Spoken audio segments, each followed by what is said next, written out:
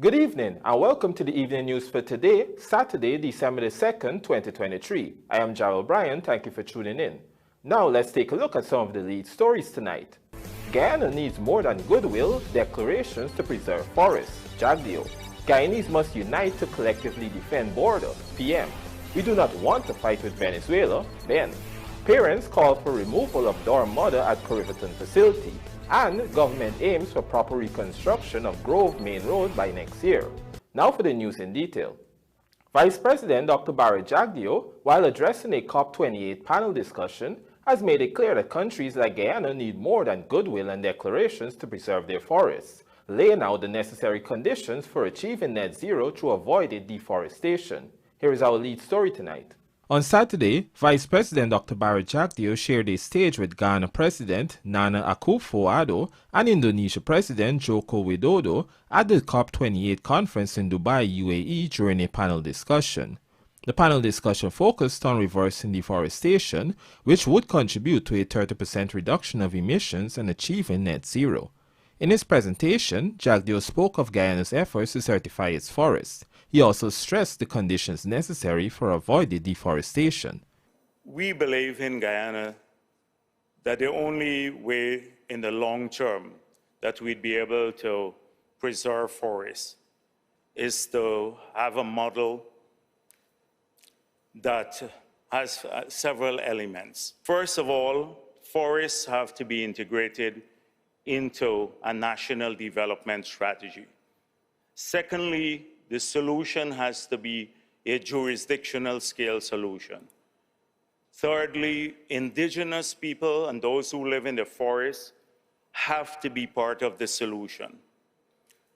Then we believe that you have to have strong forest legislation and robust enforcement of that legislation.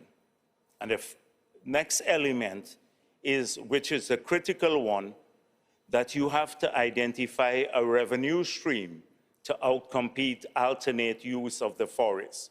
JAGDEO made it clear that developing countries with large forests need more than goodwill and declarations to contribute to net zero solutions.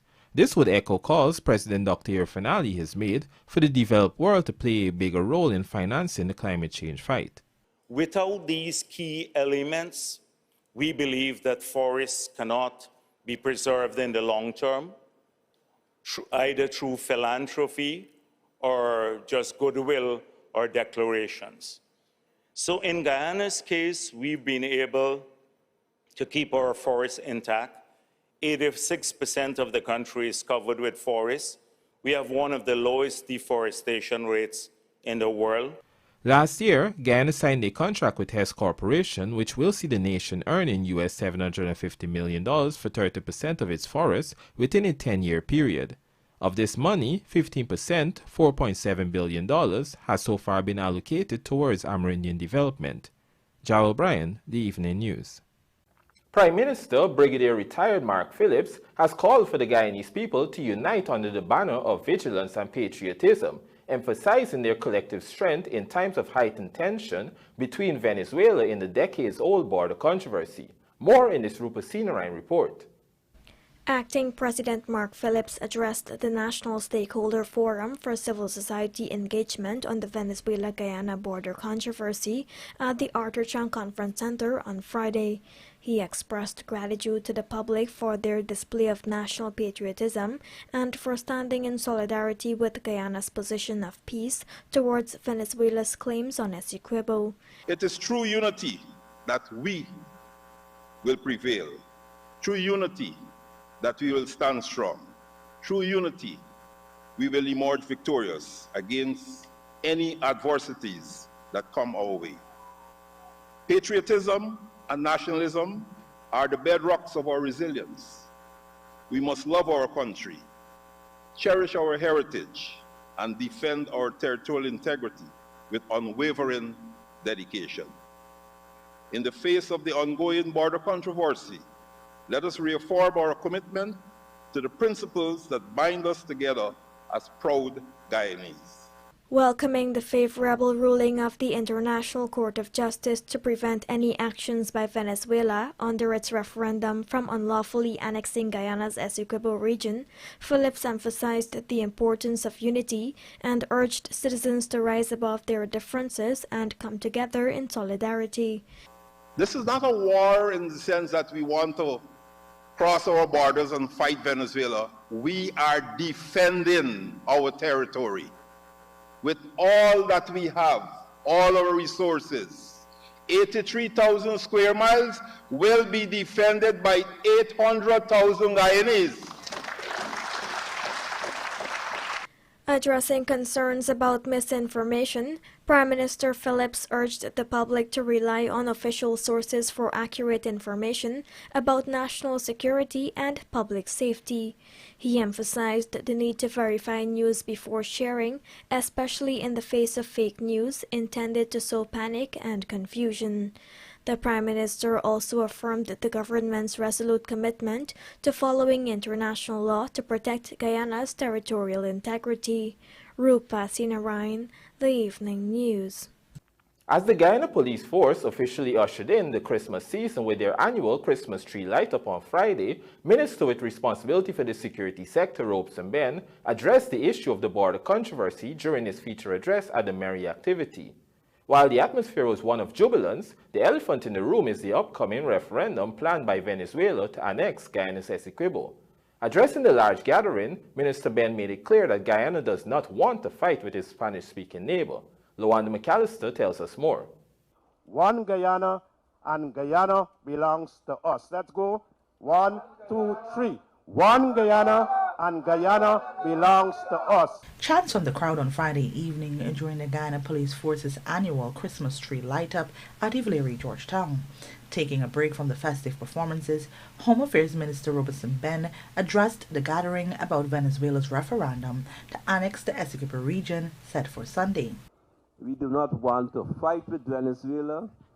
We view them as our cousins and brothers too, because we have relations in Venezuela for many of our people, and we want Venezuela to be also prosperous and safe and to be at peace. In this regard, Minister BENN underscored the role of the Guyana Police Force in maintaining peace. I'm not really a religious person, but I keep saying that the good book says, blessed are the peacemakers. And I view the Guyana Police Force, who has a responsibility for service and protection in our country, are fundamentally the peacemakers and the peacekeepers in our country. It's a difficult task at this time. We have much to do to learn and to get better at the job. We have much to do to get our people and ourselves too to behave better with each other, amongst each other, and not to put women and children and families at risk, some of us. We have these things to do, but those are the things which still a young and growing country has to undertake to arise to the level which it has to take to make up for the type of inheritance we have had as a country. Meanwhile, also addressing the gathering was Commissioner of Police Clifton Hicken, who assured that ranks are committed to protecting the citizens of this country. Moreover, he stressed that police officers must set an example for the citizenry to follow. We must lead by example. Job commitment first, interaction and community building second. In and out of uniform during the season, we are expected to be professional. And that is what we are striving to realize. Reporting for the Evening News, Lawanda McAllister. Stay with us, more news ahead.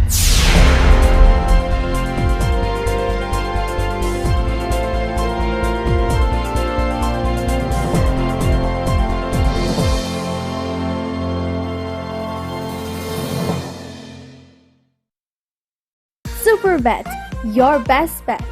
Do you wish to pass some time and win while doing so? Play our SuperBet online games. Choose from over 200 online games that are easy to play. Visit www.superbet.gy to choose your game. Must be 18 years and older. Terms and conditions apply. Play responsibly.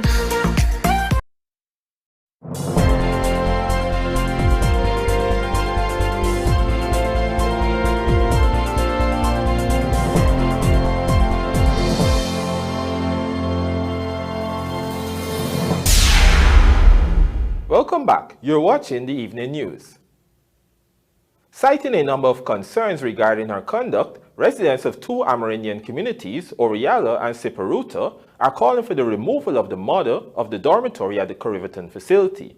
As we hear in this Andrew Carmichael report, however, the dorm mother dismissed the claims being made by the residents and insisted that she is running the dormitory according to standards. Oriala is situated 50 miles up the Quarantine River, and its sister village, Siparuta, a further 10 miles. There is no secondary school in the communities, and as such, those students have to attend secondary schools which are situated on the Quarantine coast. Most of those students as such stay at the Corriverton dormitory, which is being run by Ann Dick, the dorm mother. However, a number of the parents of those students are calling for her removal, claiming that she is inefficiently running the facility. Oriala Siparuta councillor with responsibilities for education, Angela DeVere, explained that the issue lies with both the male and female dormitories. The dorm mother has been in charge of the female students for several years, and at one time her husband moved in with her. According to the councillor, the dorm mother's husband would sometimes enter the rooms, making the female students uncomfortable.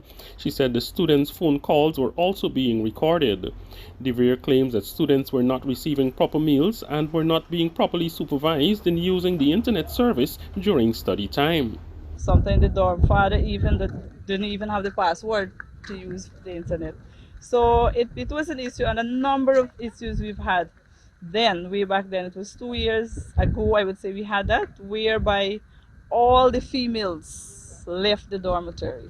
As of this term, there are 3 female students from Oriala staying at the dormitory in Corriverton.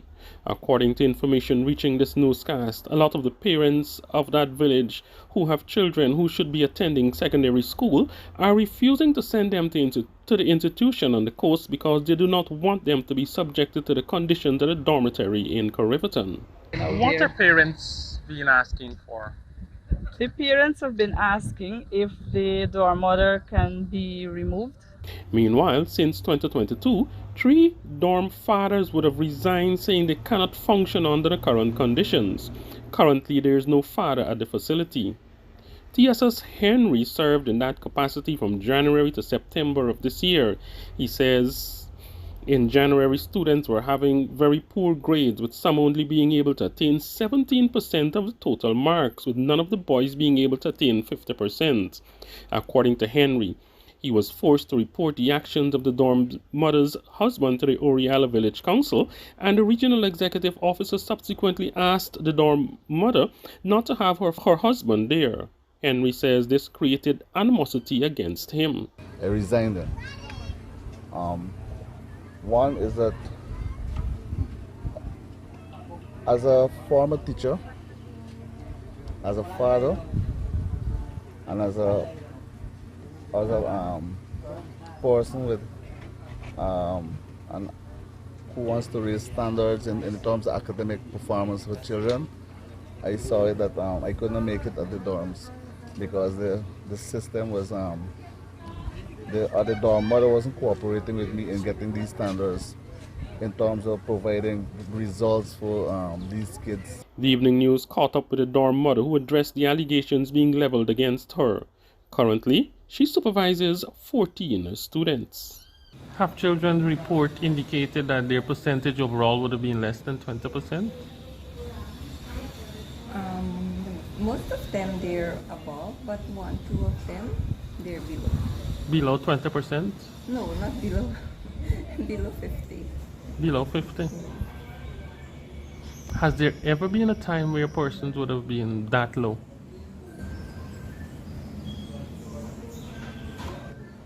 Really, I don't know much about the boys. They said that the Oriala Siparuta people didn't want him here. Does he still come here? Yeah, he still comes around. Like if I cook, he come collect food from here. We want betterment for our children, right? And if this dorm mother causing this kind of problem, I think the dorm mother should move from there. Because it's like 1, 2, 3 grandfather already moved because of the same reason of her. Meanwhile, during a visit to the community earlier this year, President Dr. Irfan Ali announced that a secondary school will soon be built in Oriala. Andrew Carmichael, The Evening News. The Grove main access road on the east bank of Demerara, which continuously deteriorates and collapses, will be properly reconstructed next year, ideally upon completion of the new Diamond to Busby Dam bypass road. Trishelle Sobers has details in this report. To ensure the Grove main access road does not continue to collapse, the structure must be closed temporarily to facilitate works. During a recent appearance on the Dr. Randy Prasad show, Minister of Public Works Juan Edgel disclosed that the road's current structure is soft and the traversing of heavy-duty vehicles weighing more than 80 tons is the primary reason why the road is bulging and shoulders are damaged, despite constant repairs. Minister Edgel notes that the government is committed to resolving this issue in 2024 through his ministry's special projects units. In order for us to deal with that, what we would have done is to build a bypass road that you could come through Diamond. Okay. Then you come out either at Jimbo Bridge, or we're now going on the way to Busby Dam. Once we're able to get that completed, we put the bridges across those canals at Grove to connect Diamond Grove and so on. I understand. So we could drive over. Then we'll be able to do the work there. On another note, the Public Works Minister reinforced the need for commercial traffic to stop traversing community roads if infrastructure projects are to be sustained. These community roads are not built at the same specification as highways and main access roads. It's a different design. And community roads are meant for cars, buses, canters, like loads. The Diamond to Busby Dam Road Bypass Road Project involves the construction of concrete drains at Grove, the widening of Backstreet Diamond, 3rd Avenue, Diamond, and First Bridge, New Grove. Other phases include the building and widening of bridges to link New Grove and Caneville and Grove to good success. These projects are funded by the Inter-American Development Bank, IDB, US $100 million loan under the Support Climate Resilient Infrastructure Development Program.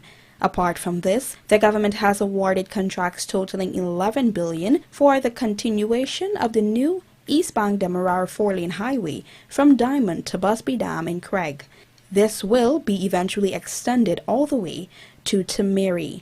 Trishelle Silvers for the Evening News. Director of the Guyana Tourism Authority, Mr. Camrol Bash, and the Senior Officer of Marketing, Mr. Nicole Primo, officially have welcomed Ward Mayer, a Ghanaian YouTube star, to Guyana. Over the next few days, the GTA will be hosting Ward Mayer and his team on a series of experiences across Guyana, including a trip to the majestic Kiteshore. Bertel Kobe Winkler Akon, popularly known as Ward Mayer, is a Ghanaian YouTube personality, vlogger, and digital media influencer. He is acclaimed to be one of the top and most influential YouTubers in Africa. A number of Guyanese traffic ranks have received certificates on completion of a short crash course facilitated by United Kingdom-based accident investigation specialist Chris Goddard. The course was made possible through collaboration between the Inter-American Development Bank, IDB, and the Ministry of Public Works. The Ministry of Public Works partnered with a UK-based specialist facilitator to deliver the important capacity booster crash course for the traffic ranks. The program was tailored to meet demands for improved performance in the area of accident investigation at a time when Guyana is experiencing extensive expansion in all sectors. The main goal of the training was to present the principles and techniques of road crash investigation and to provide a comprehensive explanation of how unseen investigations and reporting are conducted, serving as a practical guideline for real-life scenarios. The 5-day training program concluded on Friday. And now for a look at the bridge reports. The Demerara Harbour Bridge is scheduled to be closed to vehicular traffic on Sunday, December 3rd, 2023 at 9 hours 30 for a period of 1.5 hours.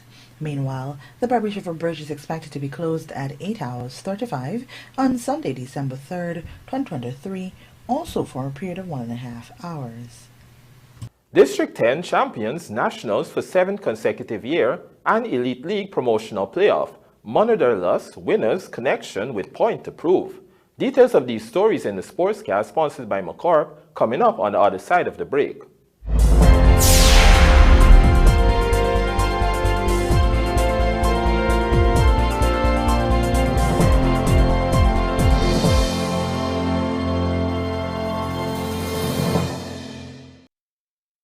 Looking to bring your dream home to reality? Or simply taking on a home improvement project? Then National Hardware Limited is where you should start. Let us put that touch to your home.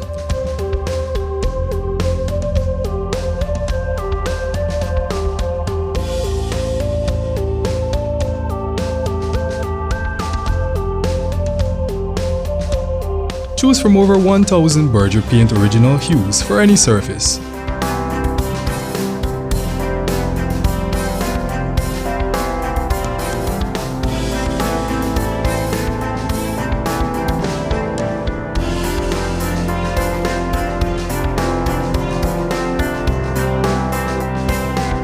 We are known for our trusted brands such as Westinghouse, Philips, Sadco, Rubbermaid, Pyrex, Gibson Home, and so much more. National Hardware Limited, your do-it-best store. Located in downtown Georgetown and industrial site Rhymeville. Wash Bay operators, are you looking for that unique service to elevate your business? Well, come on down to your #1 industrial store, Sylvie's, and invest in an undercarriage pressure washer tool. That's right, impress your customers by now washing under their vehicles easy and efficiently with an undercarriage tool. We have in stock different types that offer a wider range of services and can increase your revenue without having to invest in expensive ramps. Your customers are going to leave satisfied. So what are you waiting for? If you can't make it to our 31 High and Hatfield Streets location, we can deliver in and around Georgetown. Give us a call on 227-6226 or WhatsApp us on 623-7755 or visit our website sylviesonline.com. Sylvie's Industrial Solution, proudly serving Guyana for over 4 decades.